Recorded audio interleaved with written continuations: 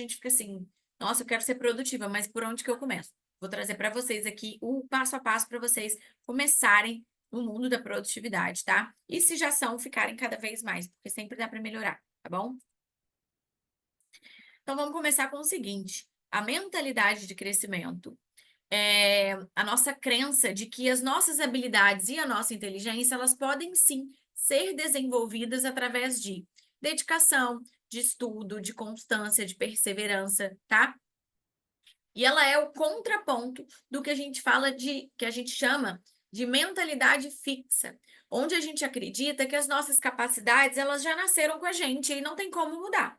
Então, para quem acredita que talento é algo que só Deus te deu e que a pessoa talentosa, ela não viu onde ela tinha um potencial de habilidade, de facilidade e se dedicou muito àquilo, não entendeu ainda o que é mentalidade, sobretudo a mentalidade de crescimento, tá? E é nela que a gente quer morar, é nela que a gente quer ficar. Mesmo quando a gente achar que não é apto para determinada coisa, mesmo quando a gente vê dificuldade, mesmo quando a gente quiser desistir, a gente tem que pensar, não, eu não sou uma pessoa de mentalidade fixa, eu sou uma pessoa de mentalidade de crescimento. Então, eu consigo reorganizar e conquistar tudo que eu quero e me dedicar a tal, né? É aquilo que eu terminei a última aula falando. É preciso, gente, pagar o preço pelas coisas que a gente quer, tá bom? Aqui eu trouxe dois exemplos de pessoas que têm mentalidade de crescimento. Por exemplo, a J.K. Rowling, né, que é autora do Harry Potter, todo mundo sabe que ela foi, talvez vocês saibam até mais do que eu, é, que ela foi negada, os livros foram negados por várias editoras até ela dar certo. E o Michael Jordan também. Ele tem, ele foi negado no time de basquete da escola, tá? E virou o maior jogador de basquete do mundo por anos e anos e anos. E depois a gente vai lembrar de duas coisas que eles tiveram também, tá? Eles pegaram, primeiro para trazer, eu trouxe o exemplo deles para a gente lembrar o seguinte: não vai começar dando certo, tá, gente? Não é assim, ai, mas agora eu reajustei a rota, eu tô com ajuda, eu tô seguindo passo a passo, aí deu certo. Não, vai começar dando errado. Por quê? Porque você vai perceber como é o seu caminho. Você vai ver que coisas que você já errou, você não vai errar mais. Você, às vezes, o tom que você dá para suas coisas, para sua vida, para sua linguagem, para o seu trabalho, às vezes não é um tom totalmente legítimo. Então, a gente vai se percebendo ao longo disso. Mas quem tem a mentalidade de crescimento não se importa, não fraqueja, não desiste pelas dificuldades ou por resultados ruins, tá? E é isso que eu quero construir dentro de vocês, porque é isso que vai mudar o jogo da vida de vocês, do que vocês vão ter em relacionamento, dinheiro, família, bens, tranquilidade ou não, tá? Então, a mentalidade de crescimento, ela não só encoraja a constante melhoria e aprendizagem, mas ela também ajuda na aceitação das mudanças e dos desafios, tá bom? Essa atitude, ela é proativa e ela é resiliente. E ela é potenciada, ou seja, ela aumenta o seu potencial por hábitos de produtividade bem estabelecidos, que fazem o melhor uso do tempo e dos recursos. É, então, por exemplo, quando vocês escolhem estar numa mentoria, vocês estão fazendo o melhor uso do tempo de vocês, do recurso de vocês, sim. Vocês estão entrando nessa mentalidade de crescimento, de que vocês vão aproveitar algo que está disponível no mundo para trazer benefícios que sejam condizentes aos resultados que vocês querem para você e para os seus projetos, para a sua família, tá? Então, a mentalidade de crescimento é exatamente isso. É estar em constante aprendizado, sem fraquejar, né? Sem desistir, tá bom? E assim, a nossa mentalidade, ela é como os nossos músculos, tá bom? A gente precisa treinar, a gente precisa fortalecer, a gente precisa se alimentar bem para que eles cresçam e suportem um peso a mais com facilidade. E assim também vai ser na nossa vida. À medida que a gente se melhora, a gente tem uma habilidade, uma naturalidade muito maior em tudo que a gente quer, em carregar todos os pesos que a gente quer, não no sentido ruim das coisas que a gente carrega, mas de fazer tudo aquilo que a gente quer com mais facilidade. Então, eu tinha dificuldade em falar em público. À medida que eu for estudando sobre isso, me colocando em situações onde eu preciso falar, me colocando em ambientes onde as pessoas falam em público, me conectando com pessoas que têm facilidade de fazer isso, naturalmente, ao longo do tempo, isso para mim vai se tornando muito menos difícil, muito mais simples do que é hoje. Esse é o conceito que eu quero trazer para vocês, eu não sei se vocês já conhecem, o lifelong learning, que ele é um conceito que é muito legal, porque ele é onde a gente tem total autonomia sobre tudo que a gente pode aprender e estudar e sobre os resultados que a gente quer ter. Exatamente por isso, porque a gente sabe que se a gente dedicar, a gente vai chegar onde a gente quer. Como? Sabendo que não existe um fim da linha para estudo. É, eu não sei vocês, mas quando eu ia fazer medicina, muita gente falava assim: nossa, mas médico tem que estudar a vida toda. Como se isso fosse algo pejorativo, não é? Como se isso, nossa, mas estudar a vida toda. Gente, é estudar a vida toda. Só que diferente do que a gente fazia na escola, que a gente era assim, eu tirava 5 em matemática, suponhamos. Tirava 5 em matemática e tirava 9 em história. A vida toda, o que eu tive que fazer? Estudar menos história, que eu gostava, tinha prazer, facilidade, para estudar mais matemática, que eu tinha dificuldade, me dava tédio. Então, automaticamente, para mim, nossa, estudar não é um negócio muito bom. Estudar vai me colocar onde? Na média, porque eu me dedicava muito a estudar matemática e eu fazia a média. Então, olha como a gente vem com o conceito de estudar como se fosse algo ruim, como se fosse algo penoso, como se fosse algo sacrificante. E olha como ele, na verdade, ele é o contrário, né? Quanto mais a gente estudar na nossa vida, mais virtudes a gente vai ter em relação ao que a gente acredita. Eu sou uma pessoa espiritualizada, sou uma pessoa religiosa. Quanto mais eu estudar sobre aquilo, melhor eu vou ser, melhor eu vou me portar, mais próximo dos caminhos de fé eu vou ter. Quanto mais eu estudar sobre a cerâmica, melhor eu vou ser, melhor eu vou saber me portar quando eu tiver determinado acidente na cerâmica, quando passar determinado ponto, para poder misturar determinada cor. Então, assim, olha como o conceito de estudo ao longo da vida, ele é muito mais gostoso do que o conceito de estudo que a gente traz da escola. Então, tem na nossa cabeça esse lifelong learning. Sim, vamos estudar para sempre. Que bom que podemos estudar para sempre, tá? Isso vai nos levar a lugares assim inimagináveis, tá bom? E um outro exemplo é o bambu chinês, né? Ele demora anos para crescer. Eu não sei se vocês já tiveram anos para poder crescer a olho nu. Mas, em contrapartida, ele fica anos desenvolvendo raízes fortes. E depois que ele passa anos desenvolvendo essas raízes fortes e profundas, é que ele cresce e ganha altura e tem notariedade. É isso que vai acontecer com a gente, gente. A gente não vai começar nesse mundo de mentalidade de crescimento, nesse mundo de ir atrás do nosso caminho, nesse mundo de nos melhorarmos, de ficarmos mais fortes naquilo que temos fraqueza, de uma hora para outra os resultados vão vir. Não, a gente primeiro vai fazer, vai se fortalecer, vai aprender mais para o resultado despontar. O que a gente não pode? É desistir ao longo do caminho e nem parar, tá bom? Então vamos lá, construindo uma mentalidade de crescimento. Agora vamos passar um pouco dessa parte mais subjetiva de mentalidade, essa parte mais entusiástica, né? Quase doutrinatória, assim, né? Bem subjetiva, para ir para a parte construindo uma mentalidade de crescimento. O que eu posso fazer, Stefane, na prática do meu dia a dia, para eu ter uma mentalidade de crescimento e não ficar presa numa mentalidade fixa, tá? Aceitar desafios. Os desafios, eles são sempre oportunidades para a gente aprender e se desenvolver mais. Nossa, mas esse desafio ainda está demais para mim e eu vou errar. Não tem problema. Aceite os desafios. Para mim é um desafio falar em público. Para mim é um desafio gravar vídeos, me expondo na internet. Tope os desafios, entendeu? Você vai gravar o vídeo, você vai falar assim, nossa, ele não ficou do jeito que eu queria ou do jeito que aquela pessoa faz, eu acho legal. Ainda não consigo fazer, mas eu vou continuar tentando até a hora que eu conseguir. É essa a cabeça de quem tem a mentalidade de crescimento. Quem tem a mentalidade fixa fala assim, fiz um, não gostei, vou deixar pra lá que isso não é pra mim. Entendeu? Olha, gente, que maravilha.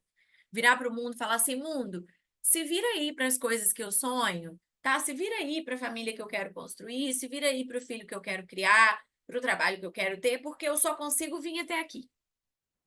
Olha só que lugar de... É até arrogante, né? Achar que a gente não tem que sempre se submeter a coisas novas, a desafios novos, a coisas que não são ainda na nossa alçada, mas que serão, tá? Então, aceite desafios.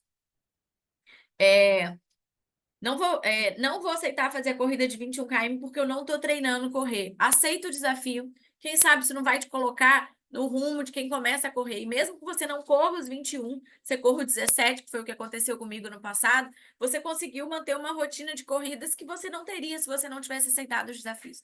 Então, se coloque em situações desafiadoras, tá? Valorize o esforço. Não pensa assim, nossa, eu vou fazer isso, mas isso dá muito trabalho. Sim, gente. Lembra que eu falei? Pague o preço. Se esforce, se dedique. Essa é a parte essencial do sucesso de vocês. O trabalho árduo, ele vai levar ao crescimento e ao desenvolvimento. Ninguém construiu coisas maravilhosas, excepcionais, sem pagar o preço por aquilo. Ninguém, tá? Ninguém. Não tem atalho. O que tem são facilitadores. São pessoas que vão te economizar tempo, mas não tem como você não passar por todos os degraus, tá? Então, valorize o esforço de vocês. Entenda que, eu não estou chegando no resultado que eu quero, mas será que eu estou me esforçando tanto quanto eu deveria? Ou será que eu acabo passando mais tempo, às vezes, colocando energia em coisas que não vão me dar o retorno do que eu quero, em pessoas que não vão me dar o retorno do que eu quero, em lugares que não vão me trazer o que eu quero. E por isso, eu não me esforço tanto, tá? Sempre se perguntem. Utilize os feedbacks que vocês recebem, tá bom? Entendam o seguinte, ó. Eu sempre falo essa frase para mim e para o pessoal que trabalha comigo. Resultados são feedbacks e feedbacks são resultados. Eu não tenho o resultado que eu queria no ateliê, eu não tenho o resultado que eu queria nas consultas particulares. Porque esse é o feedback do seu esforço e dos desafios que você está aceitando.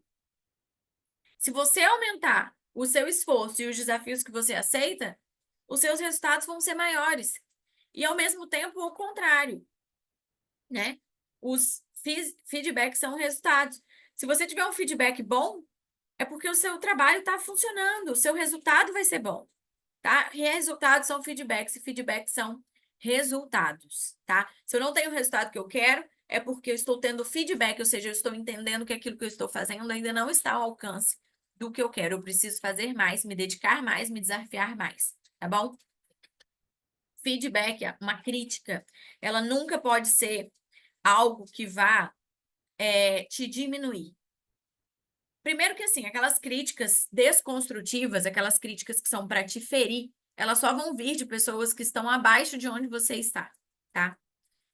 E elas falam muito mais, elas falam sobre a pessoa que critica e não sobre você. Então, você deixa elas para lá.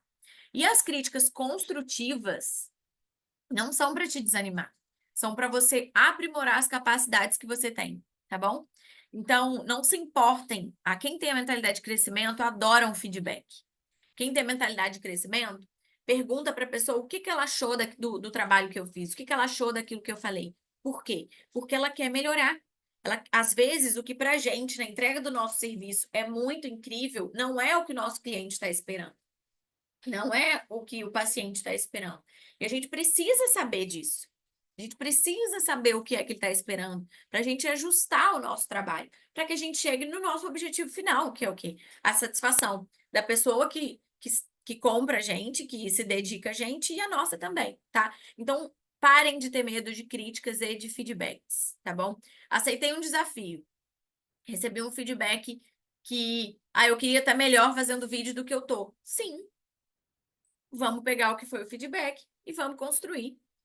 Vamos nos dedicar mais para a gente poder chegar onde a gente quer, tá? E eu tento trazer, gente, sempre exemplos nossos, tá bom?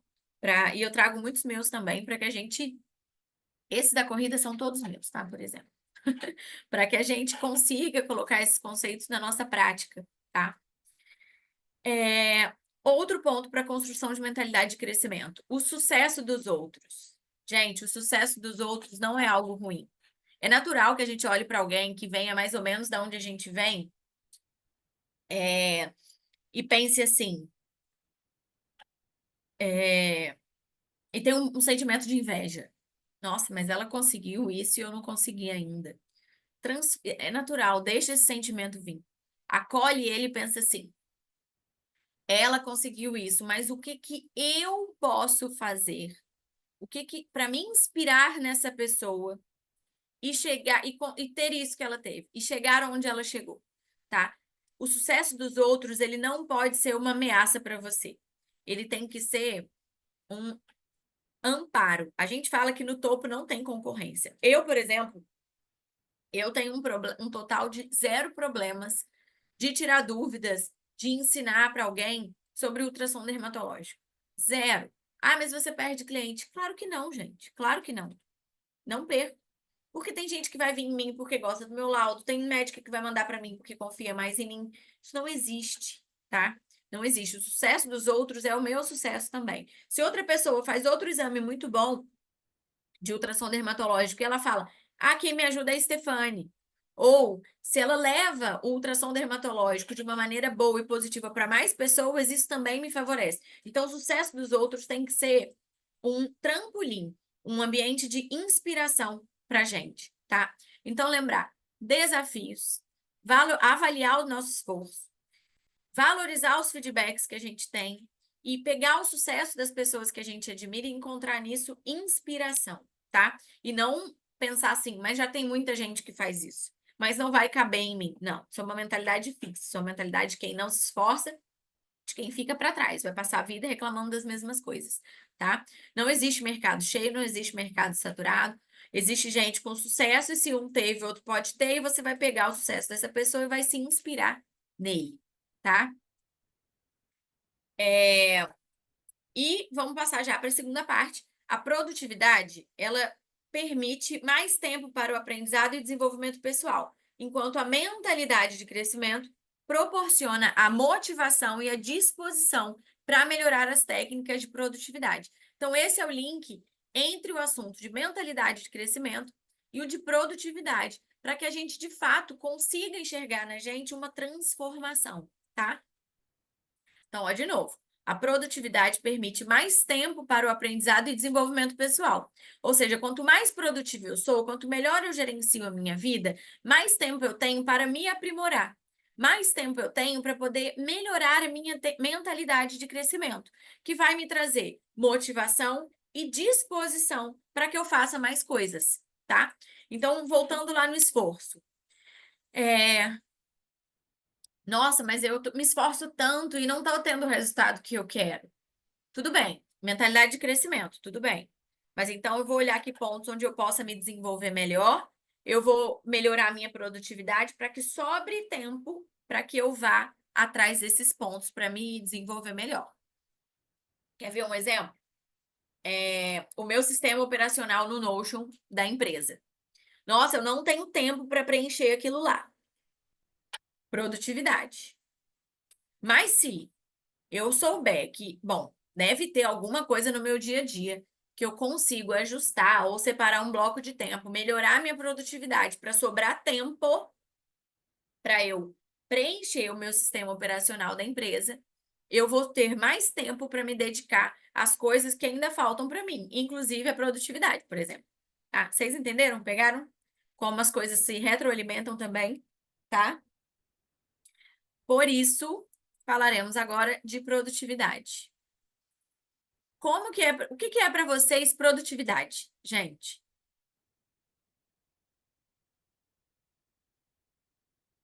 Podem abrir o microfone.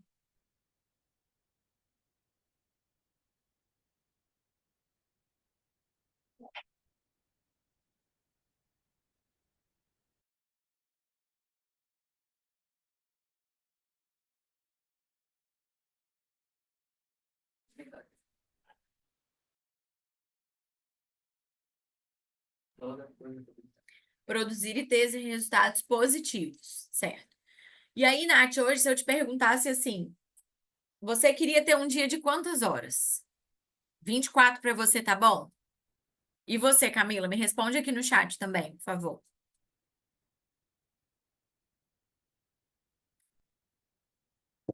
Não, não tá bom. Você queria um dia de quantas horas, Natália?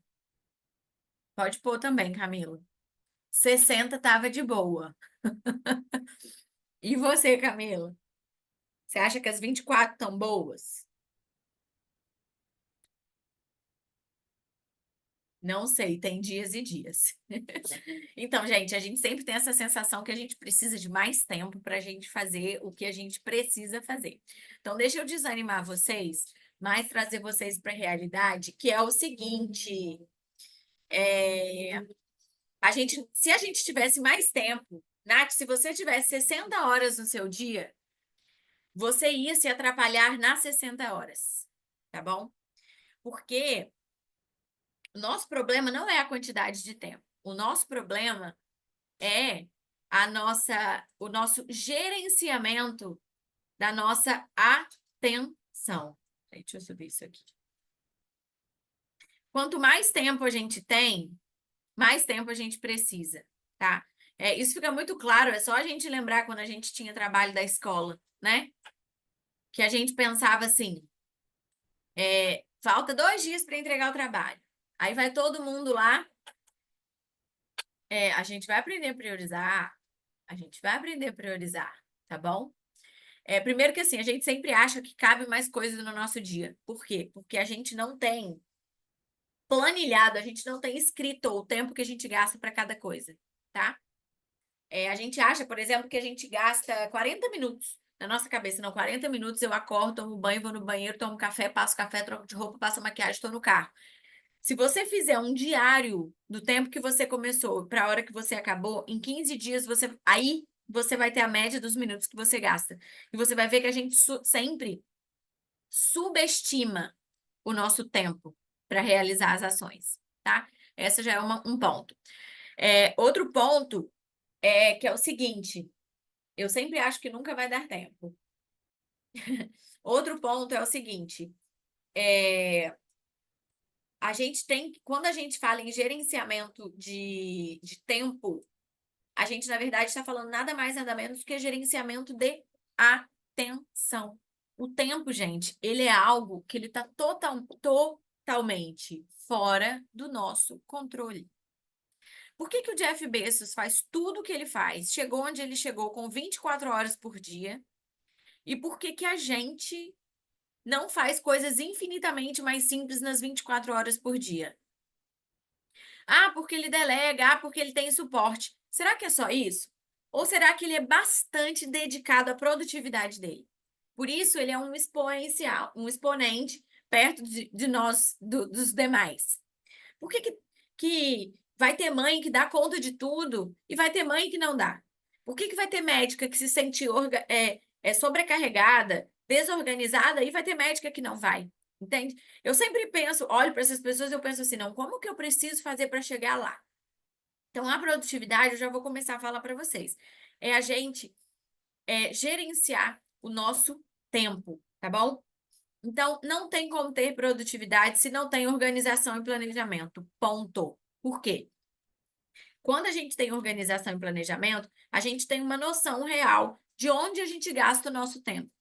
Sabe dinheiro? Vocês já tiveram, assim, aquela sensação de que vocês ganham bem, mas que vocês não sabem para onde o dinheiro vai?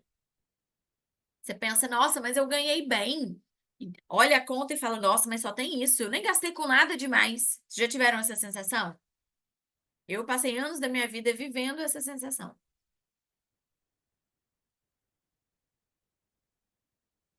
E aí, quando a gente descobre para onde esse dinheiro vai?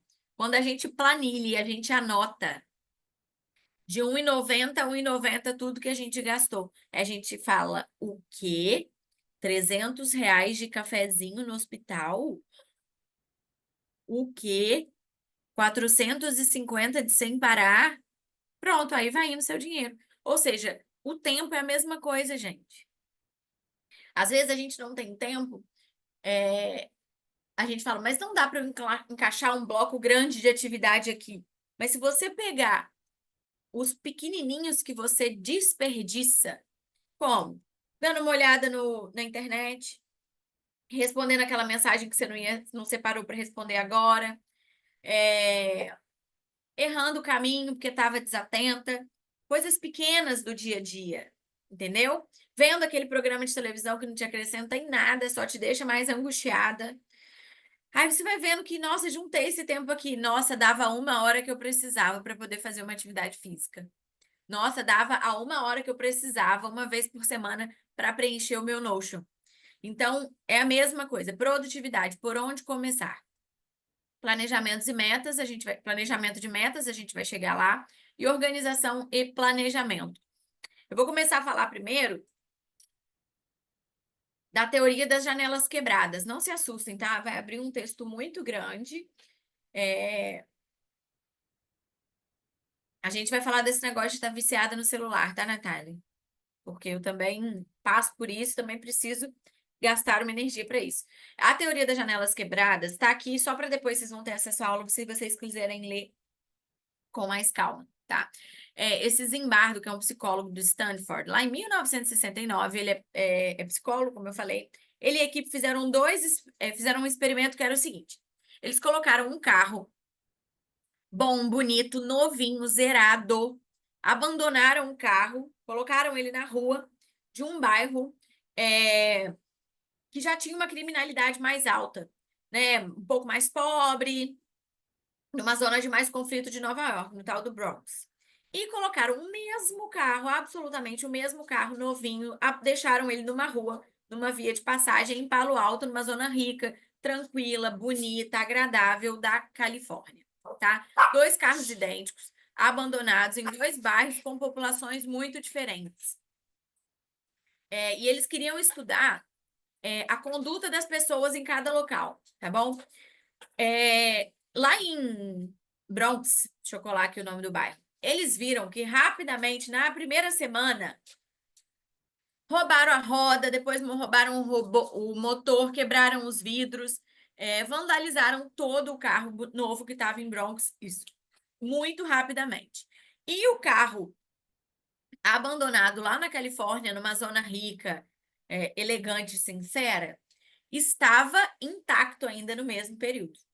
Aí o que eles falaram? Olha como a desordem do ambiente influencia no comportamento das pessoas, tá? Esse é um ponto que a gente já até falou dele. Outro ponto, o que eles fizeram? Eles fizeram tudo bem. Então tá. A desordem do ambiente influencia no comportamento das pessoas. Lembra que eu falei? Ambiente, 90% do nosso comportamento? Beleza. Teoria, assim, feita, né, através desse estudo, condizente. Mas e se eu colocar uma pessoa lá no bairro bom, do ambiente tranquilo, gostoso, sem criminalidade, e quebrar uma janela? Aí assim eles fizeram. E o que eles viram? Que em uma semana, depois deles terem ido lá e quebrado a janela de propósito do carro que estava intacto, o carro do ambiente seguro também foi todo quebrado e desmontado. Ou seja, a gente teve o mesmo comportamento do ambiente desorganizado no ambiente organizado, por quê? Porque uma pessoa foi lá e começou a ação dos delitos. Lembra aquilo que eu falei do inconsciente coletivo? Lembra, então, como o ambiente molda aquilo que a gente faz, aquilo que a gente se permite fazer, aquilo que a gente potencializa fazer. Então, o que eles perceberam com todo... Ai, peraí. Desculpa, meninas. O que eles perceberam com todo esse processo, tá? Que há uma relação de causalidade entre desordem, e ele fala de criminalidade, né? Mas, ou como é que eu vou dizer? De atos menores, tá bom? Do que a gente imaginava. Então, mais uma vez, a importância do quê? Eu vou acordar, eu vou organizar a minha casa. Eu vou sentar para produzir num ambiente organizado. Eu vou organizar a minha vida, no meu espaço físico, porque isso tende a me fazer ter comportamentos melhores. Eu vou parar de receber informações sobre coisas de desordem, de criminalidade, porque isso ativa em mim comportamentos que não são meus. Então, eu vou parar de receber informações sobre é, é, ficar discutindo sobre festas e lugares de muita bebida e droga, porque isso vai me fazer ter um comportamento que não é condizente ao que eu quero ter, tá? Então, lembre-se sempre da teoria das janelas quebradas, tá bom? Falando que o ambiente importa muito no nosso comportamento, mas que a desordem do ambiente desencadeia o nosso comportamento, tá? Eu amo essa teoria das janelas quebradas, tá? Por causa dela, arrumamos a cama todos os dias e temos tudo sempre muito bem organizado. Deixa eu só pedir uma ajuda aqui.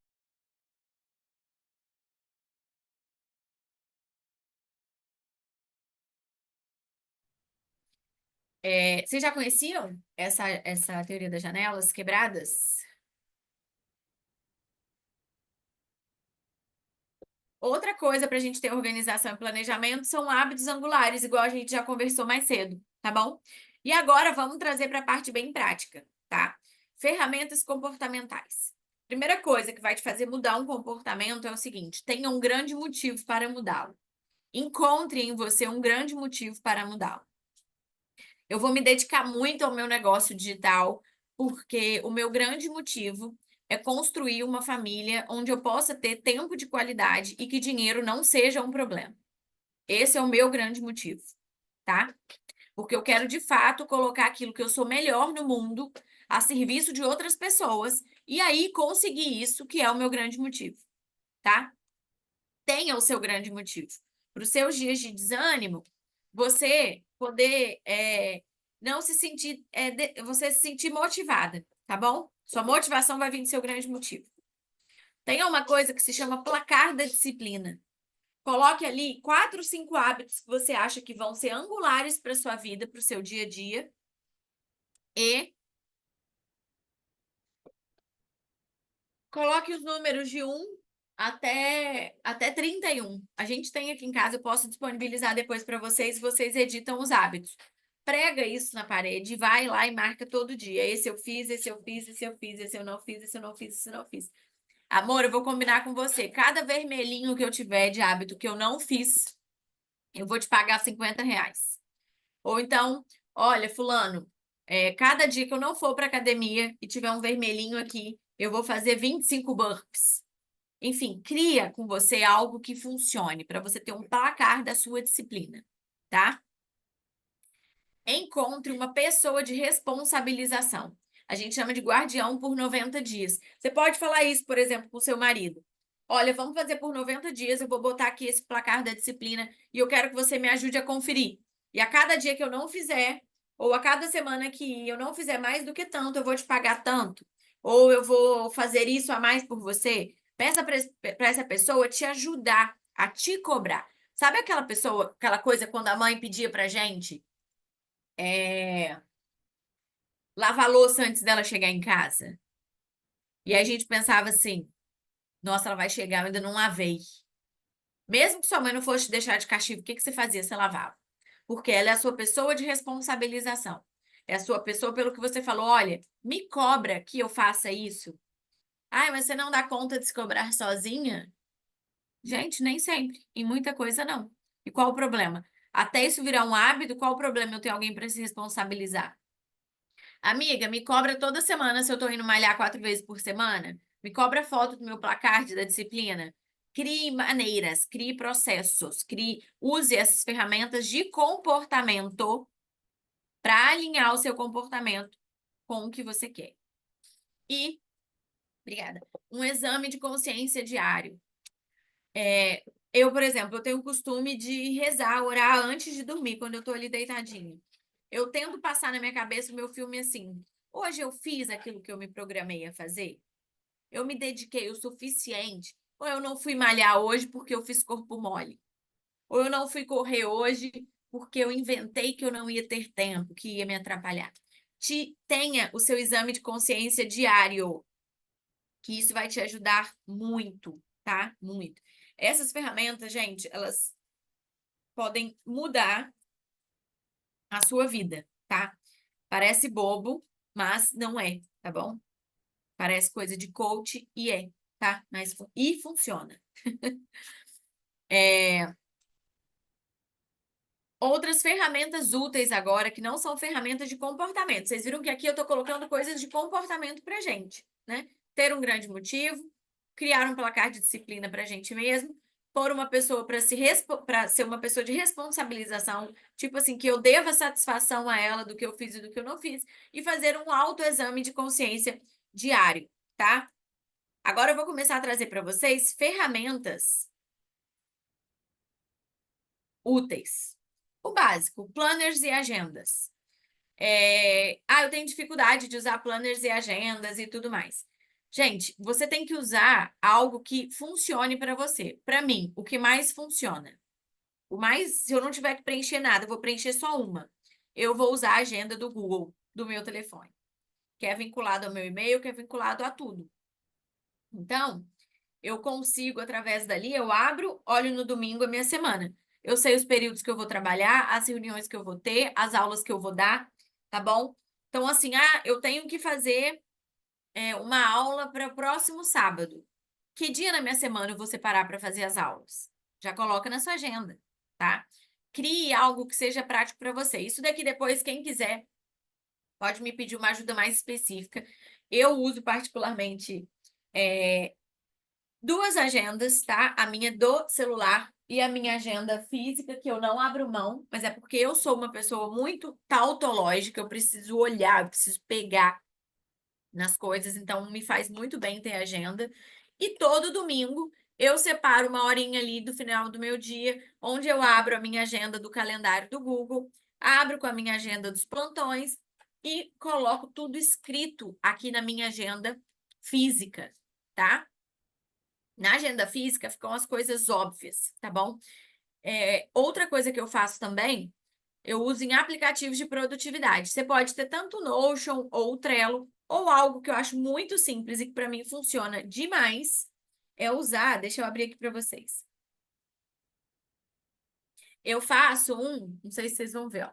Bom, eu faço um to-do list. Então, eu já olhei na minha agenda o que eu tenho que fazer amanhã. Por exemplo, eu deito, olho na minha agenda do Google o que eu tenho que fazer amanhã. Hoje eu tenho na cabeça, sabe? Eu sei que amanhã eu vou trabalhar de 7 às 19 no hospital, mas eu tenho que chegar em casa, fazer isso, isso e aquilo. Aí eu começo. 5 horas, 6 horas da manhã. Vou ler a Bíblia e vou orar. 6:30. Vou fazer atividade física em casa, porque às 7 eu tenho que tomar banho, porque eu tenho que estar no hospital às tantas. Ligar para pedir não sei o quê. Sabe? Tudo. Aí eu começo a colocar as coisas destrinchadas, tá? Que são as pequenas coisas que eu não quero esquecer de fazer. Ligar para não sei aonde, mandar e-mail para não sei o quê. E no dia seguinte, eu vou começar a ticar aquilo ali. Gente, a sensação de ticar o seu to-do list e terminar ele completo é liberação de dopamina. Você fala assim, nossa, tá dando certo, tá funcionando, amanhã eu vou repetir, tá? Então, tem que ter organização e tem que ter o planejamento, tá? Não tem para onde fugir. As coisas naturalmente, gente, não se organizam, tá bom? Agora vamos para planejamento de metas. Vocês já me ouviram falar disso outras vezes, né? Mas eu acho que nunca é demais. A metodologia SMART. Eu não vou me alongar nela. Toda vez que você quiser colocar uma meta, ela tem que ser. Essa é clássica, tá, gente? Específica, atingível, relevante. Tem que ter um tempo determinado, tá? Faltou M, mensurável. Então, específica, mensurável, atingível, relevante e no tempo determinado. Por exemplo, específica, quero ler 2 livros por mês. Não é assim, eu quero ler mais para ser uma pessoa melhor. Não, eu quero ler 2 livros por mês. Aí você começa a dissecar as metas, igual eu ensino para vocês. 2 livros por mês. Se eu vou ler 2 livros de aproximadamente 200 páginas cada um, são 400 páginas por mês. 400 páginas por mês, dividindo por 7 dias da semana, são tantas páginas por dia. Então, qual que é a sua meta do seu controle de hábitos lá de cima, que a gente vai fazer? Ler 20 páginas por dia. Entendeu? Nossa, li 12, não quero ler mais 8. Não, mas vai ser isso. Agora, eu não posso colocar ler 4 livros por mês. Para mim, eu consigo isso? Eu não consigo. Eu não vou conseguir ler 100 páginas por dia. Eu não tenho tempo para ler 100 páginas por dia, mas eu tenho tempo para ler 15. Então, eu vou ler 15, tá? O que não pode é eu ficar sem ler. Então, especificidade na meta de secar sempre. Ela tem que ser mensurável. Então, a gente colocou o número, tá bom? A gente colocou algo que é atingível, 2 livros por mês, tá? E a gente colocou um tempo por mês. Em um mês, isso tem que acontecer. Então, a gente colocou isso tudo em uma coisa só. Ah, e é relevante, porque eu sei que se eu ler 2 livros por mês, olha o tanto de conhecimento que eu vou adquirir e que eu não iria adquirir mais. 2 livros por mês são 24 livros por ano, né? E assim, a 80% da população brasileira lê menos do que 4 livros por ano. Então, se você lê 24 livros por ano, olha quão acima você vai estar de conhecimento, de desenvolvimento intelectual, pessoal da maioria das pessoas, né? Então, metodologia SMART para metas e depois vim dissecando essas metas em ações menores e fáceis, tá? Isso fica melhor tanto para você saber o que executar no seu dia, no próximo dia, no dia a dia, quanto para você sentir que está chegando lá, sentir que você está fazendo, tá bom? Porque se você bota assim, eu quero ler 24 livros nesse ano, aí o que que vai acontecer? Lembra aquilo que eu falei do dia com 24 horas ou com 60 horas? 24 livros por ano. Ah, nos próximos 6 meses eu vou dar um jeito. Até lá minha vida vai estar muito organizada, eu vou conseguir ler 4 livros por mês. E não vai, tá? Então, a importância do planejamento e da organização, tá bom? Outra coisa que foi o que eu comecei falando lá no início da aula é que produtividade é gestão de tempo, ilusoriamente, que na verdade é a gestão da sua atenção. Onde está indo a minha atenção? Lembra sempre da analogia que eu fiz com o nosso dinheiro, tá? Para onde está indo a minha atenção? Se no meu dia que tem 24 horas, era para dar tempo de eu fazer absolutamente tudo. Para onde está indo a minha atenção? Coloquei aqui alguns métodos famosos, tá? Para aumentar a nossa atenção, tá bom? Em determinadas tarefas. Me fala se vocês conhecem algumas dessas técnicas. Técnica Pomodoro, matriz de Eisenhower, time blocking e o modo cavernas. Já ouviram falar?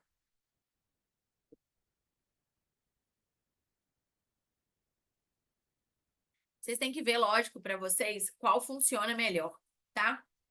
E por isso, por exemplo, quando eu coloco aquela parte do Notion, que é bem de perguntas para você se responder, é muito importante porque você vai saber como você funciona, como seu cérebro funciona. E aí sim você consegue tomar as melhores decisões. Quer um exemplo? A técnica Pomodoro. É uma técnica clássica, tá? Que vem da próprio molho Pomodoro mesmo, tá, gente? Que trabalhe 25 minutos, faz uma pausa de 5 minutos. E depois de 4 Pomodoros, você vai, ou seja, 2 horas, você faz uma pausa maior de 30 minutos. Então, tem gente que senta, vai trabalhar ali 20 minutos. Primeiros 20 minutos, vou responder e-mail. E bota o despertador. Deu 25 minutos, levanta 5 minutos, toma uma água, mexe, não sei o que, vem. Muita gente que tem TDAH gosta desse método, porque você faz e para. Eu, particularmente, que tenho meu TDAH, eu entro muito em hiperfoco, então para mim não funciona. Se eu tô aqui, deu 25 minutos, eu tiver que levantar, eu não vou levantar. Eu vou ficar até a hora que eu aguentar, tá bom? Então, para mim, essa técnica Pomodoro é perda de tempo. Eu vou falar para vocês qual técnica, por exemplo, funciona para mim, tá? Para mim funciona essa daqui, ó. Modo caverna. Quando eu sento para fazer algo, vou sentar para montar uma aula. Eu faço um time blocking que eu vou explicar para vocês. Já tenho ali o time block para isso, que é um bloco de tempo na minha agenda separado para isso. Tenho 2 horas para criar essa aula para as meninas do Doutor Autoridade. Aí eu ativo o meu modo de concentração, que é o meu modo caverna. Eu tiro todas as distrações, eu deixo a minha mesa organizada, eu ligo a luz do jeito que eu gosto, eu deixo um papel e uma caneta, eu coloco na minha mão tudo o que eu preciso. Eu não atuo, não faço nada além. E aí eu sento e eu entro no meu hiperfoco. O modo caverna, ele pode ser usado para coisas pequenas do dia a dia, como essa que eu falei, ou ele pode ser usado para um tempo, por exemplo, um período longo de mais ou menos uns 6 meses. Suponhamos, eu quero resultados para minha empresa nesse último trimestre do ano, muito específicos. Para isso, eu vou ativar o modo caverna na minha vida. Eu vou passar esses próximos 3, 4, 5 meses, vou me desconectar de distrações externas, não vou ficar assistindo série, não vou ler livro. Por exemplo, quer ver? Clássico, vou estudar. Tá chegando a prova do concurso tal. Eu vou entrar no modo caverna nos últimos 6 meses. Eu vou fazer uma atividade física para poder manter o foco, gastar energia, manter a concentração. Eu vou dar o gás nos estudos e eu vou me desconectar de distrações externas. Não vou ir para festinha, não vou fazer não sei o quê, não vou beber final de semana, vou tirar o Instagram do meu telefone, não vou começar nenhum seriado. Esse é o modo caverna. Ou seja, eu vou atingir um potencial de transformação de resultado muito maior do que eu faria se eu não tivesse ativado esse modo caverna. Provavelmente, dali 6 meses, eu vou ter crescido mais no meu âmbito de estudo, de conhecimento, do que se eu não tivesse ativado o modo caverna em um ano, tá? Esse é o modo caverna. Para mim, o modo caverna no dia a dia funciona mais. E na vida também. Eu, às vezes, passo 2 meses muito focada e aí eu relaxo um mês. É a forma como eu funciono. Tem gente que não funciona assim. Tem gente que vai manter uma constância da mesma quantidade de foco e dedicação o ano inteiro. Maravilhoso. Eu tenho dificuldade. Por quê? Porque eu me conheço o suficiente. Então, eu crio meses, eu planejo meses do meu ano para o modo caverna, tá? Assim como eu planejo períodos da minha semana. E aí, tem o time blocking, que é isso. É você reservar blocos de tempos para atividades específicas. Então, suponhamos, eu vou ler e-mails no trabalho todos os dias, de 9 às 10 da manhã. E no meu primeiro turno de produtividade, de 10 às 2, eu vou fazer coisas importantes. Separar blocos. O que é prioridade, a gente faz primeiro. Então, por exemplo, ou o que a gente tem dificuldade. Eu tenho dificuldade de ir à academia. Se eu separar o bloco da minha agenda e ir para academia, depois que eu não tenho mais nada para fazer, eu não vou para academia. Então, o bloco da minha agenda tem que ser separado para academia no início do dia. Ah, mas você tem que estar no hospital às 7, então eu vou ter que acordar às 5. Porque se eu voltar às 19, eu não vou sair de casa para ir. Então, é se conhecer o suficiente e separar aquele tempo na agenda. Já tocou o despertador, já levantei, bom, agora eu vou malhar. Agora eu vou fazer, tá? Então, técnica Pomodoro é uma boa técnica. O time blocking, principalmente para quando a gente acha que não tem todas as horas no dia, nos dias viáveis, tá? Separe tempo para coisas que são imprescindíveis. E agora, o que eu acho mais legal, a gente aprender o que são as coisas imprescindíveis. Aí eu já vou mostrar para vocês no Notion. Eu vou abrir o meu, tá? Mas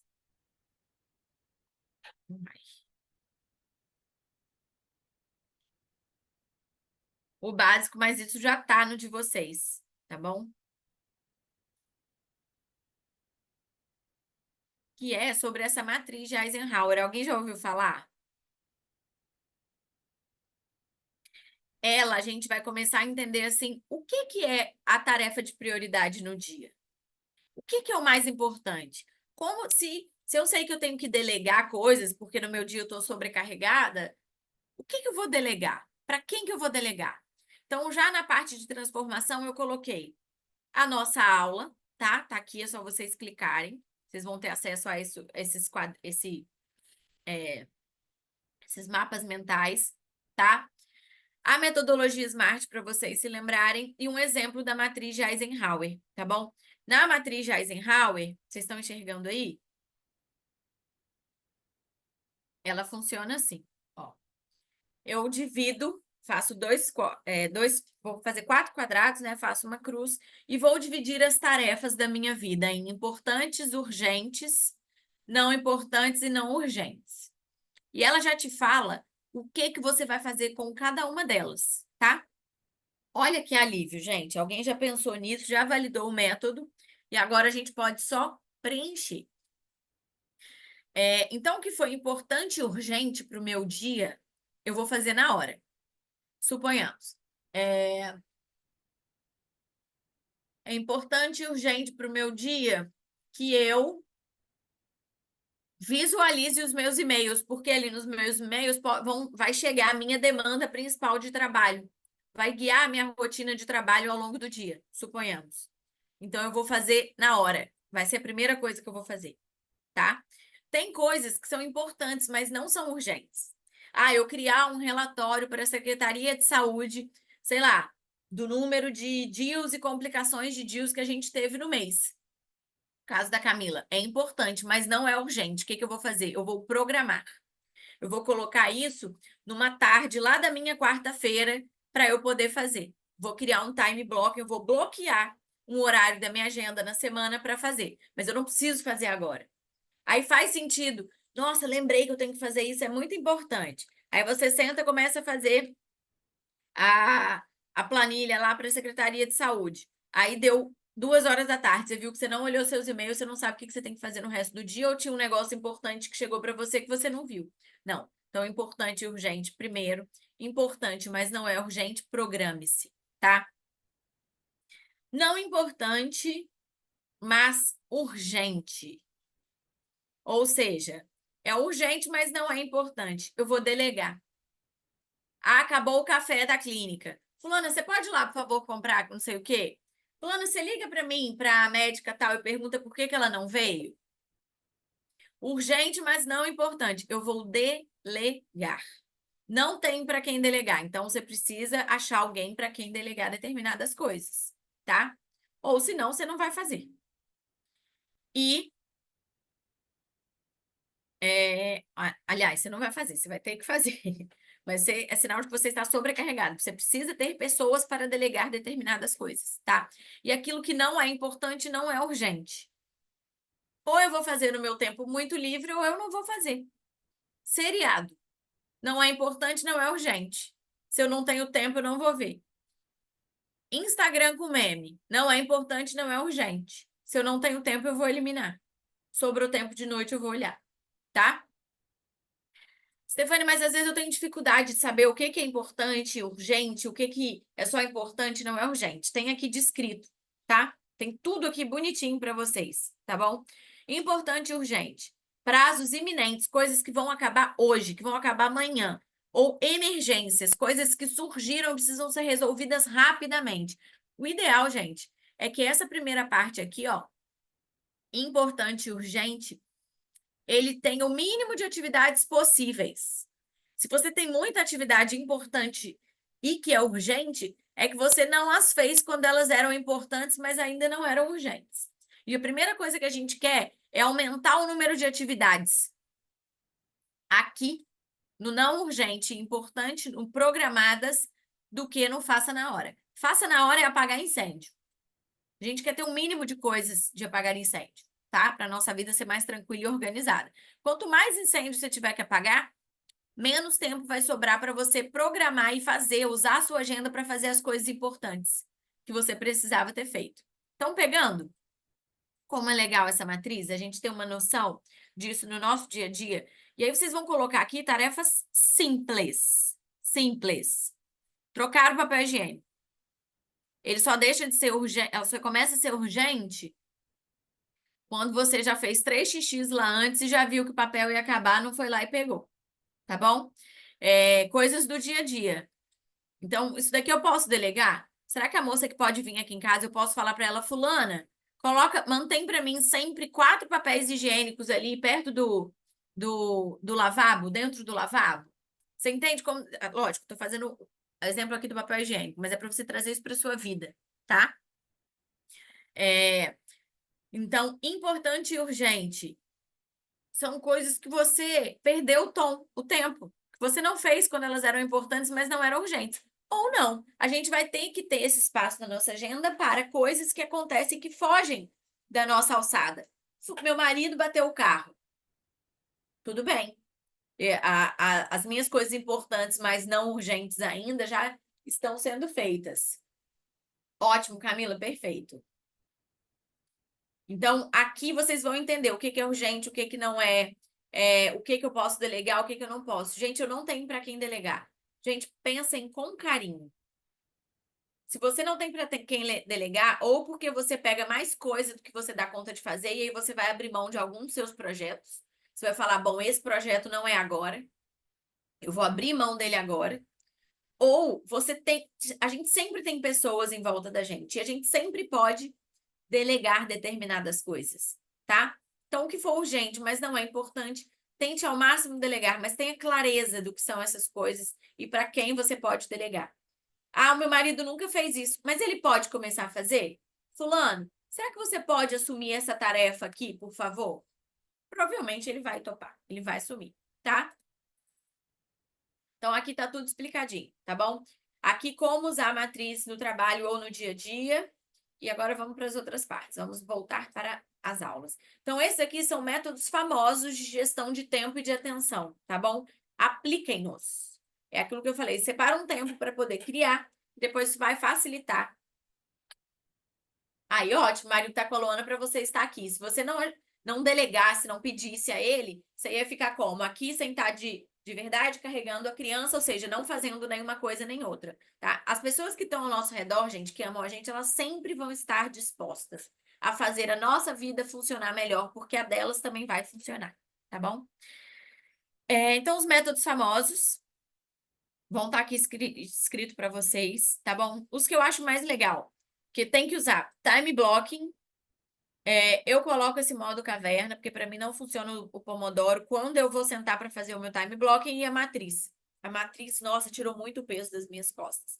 Eu não sou mais aquela pessoa que anda na correria, sabe? Que vive correndo, que tá sempre atrasada, tem sempre um monte de coisa para fazer e vai dormir depois da hora que quis. Não. Por quê? Mas porque eu aprendi a delegar e a redirecionar as tarefas na minha vida, tá? Técnicas de mindfulness. Stefane, mas eu sou muito ansiosa, não consigo respirar. Meu amor, aqui tem várias técnicas para você. Alguma delas não é possível. Você vai conseguir aplicar no seu dia a dia. Uma meditação diária, exercício de respiração consciente. Nem 5 minutos você gasta. Um check-in mental, 2 a 3 minutos, 2, 3 vezes por dia. Demora 25 minutos só para começar. Eu também era assim. Mas o Pomodoro realmente para mim não dá. Fazer uma caminhada mindfulness. A Nath já faz a caminhada. Ela pode colocar esses detalhes da caminhada mindfulness aqui. Mindfulness eating. Durante as refeições, você se concentrar na refeição, tirar a quantidade de estímulo externo. Tem várias técnicas de mindfulness. Journal e gratidão é muito bom. Fazer ali 5 minutinhos no dia do que você agradece naquele dia, o que você intenciona para aquele dia. Isso tudo faz com que a gente fique mais voltado para o momento presente. E aí, lembra que eu falei, gestão do tempo é a gestão da sua atenção. Se você pega uma tarefa para fazer e você consegue se concentrar no momento presente, você vai gastar mais tempo do que você gastava. Se para você almoçar, você gasta 2 horas, mas você almoça vendo seriado, respondendo e-mail, conversando com fulano, se você aprender a estar conectado no tempo presente, você vai ver que você almoça em 30 minutos. E aí sobrou mais 1h30 para você ficar 30 minutos com fulano de verdade, entende? Reorganizar a nossa atenção, tá? E outro ponto importantíssimo para a gestão do tempo, então já foram os métodos, priorizar as tarefas de maior impacto, focar naquelas que têm maior impacto, que são angulares no seu dia a dia, tá? Isso eu gosto muito de fazer. Então, por exemplo, eu tenho algo maior para fazer. Vou separar um tempo na minha agenda e vou fazer aquilo no início da semana. Por quê? Porque aí, ó, eu já dei o check-it. Eu vou fazer atividade física no início do meu dia, porque eu já dei o check-it naquilo. vai mudar, eu sei que vai mudar a minha energia para o dia, e é uma coisa que vai ter um mega impacto, e que se eu não fizer aquela hora, eu não vou fazer. Então, eu vou fazer isso antes, eu vou priorizar essa tarefa, tá? As técnicas de mindfulness, eliminar distrações, tanto do seu ambiente. Então, eu vou estudar com a televisão desligada. Quando eu tiver entrar para atender, eu vou atender com a sala fechada. Tirar os seus distratores do ambiente. E as tecnológicas. Para gente, hoje em dia, as tecnológicas são uma das, ou se não, a mais difícil. Por quê? Porque, meu amor, eu peguei o telefone, meu dedinho vai automaticamente. Eu peguei para ver as horas. Quando eu ver, opa, cliquei no Instagram. Quando eu ver, 6 mensagens. Quando eu vejo, aba do explorar. Quando eu vejo, era 10h30. Eu saí daqui 11h15. Entendeu? 45 minutos. 45 minutos. Então, assim, para mim, esse daqui é o mais difícil. Aprenda a colocar limites. Como? Não trabalho com Instagram, então eu vou apagar o meu aplicativo durante a semana. Vou baixar de novo só na sexta-feira à noite. Como? Vou colocar limite de horas. E quando o telefone falar comigo que acabou o tempo, eu vou obedecer que acabou o tempo. E se eu não fiz tudo que eu queria fazer no aplicativo, é sinal que eu manejei errado o meu tempo no aplicativo. E amanhã eu vou fazer melhor, tá? Crie mecanismos. Ah, eu vou estudar, deixa o telefone longe.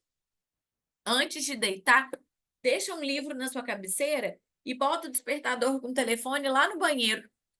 Para ele tocar, você tem que levantar e ir lá e não ficar vendo o telefone. Ou cria o hábito de tocou o despertador no telefone, desliga, leva para a bolsa que você vai sair de casa daqui 30 minutos e passa os 30 minutos se arrumando sem pegar no telefone. Crie mecanismos para eliminar as distrações tecnológicas, tá bom? Eu tô acabando também, Camilinha, tá? Na verdade, meninas, acabamos. Foi bastante conteúdo, né? Mas vai estar tudo disponível para vocês. O Gabriel já vai subir as aulas hoje e elas também estão disponíveis lá no nosso Notion. Já coloquei no de vocês, tá? Esse é o de transformação. O outro, o de universo, também já tem a aula, tá? E coisas para vocês preencherem. Fechou? Então, espero que vocês tenham gostado. Me falem aí o que que vocês acharam. Não sei se a Camila. Não, a Camila ainda tá aí. E eu queria fazer só uma foto. Vocês conseguem abrir a câmera pra gente fazer uma foto?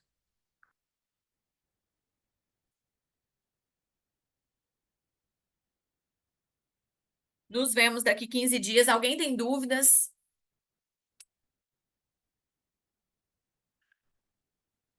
Quer perguntar algo? Agora é o momento de vocês também.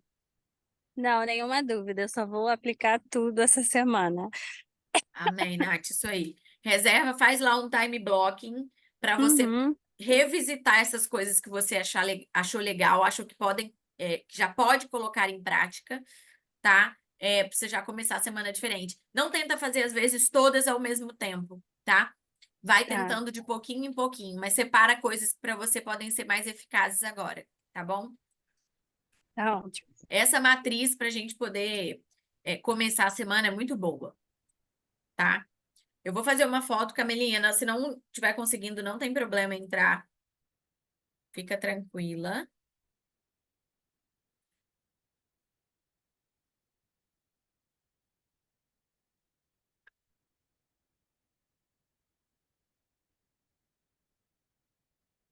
Pronto, vou fazer. Aparece aí, cara. Ô, Nath. Não tô aparecendo aí? Agora está. Ah, tá. Pronto. Meninas, muito obrigada pela atenção de vocês, tá bom? Eu vou mandar depois para vocês um NPSzinho lá para vocês colocarem todos os feedbacks, tá? Ou seja, coloquem absolutamente tudo que vocês acharem, tá bom? Temos mentalidade de crescimento e não ficamos tristes ou ofendidas, não. A gente quer que as coisas melhorem para todos nós. Fechou? Beijo, meninas. Obrigada, tá? Pela presença. Bom Beijo, final de adorei. semana e contem Para comigo. vocês também. Tchau, tchau.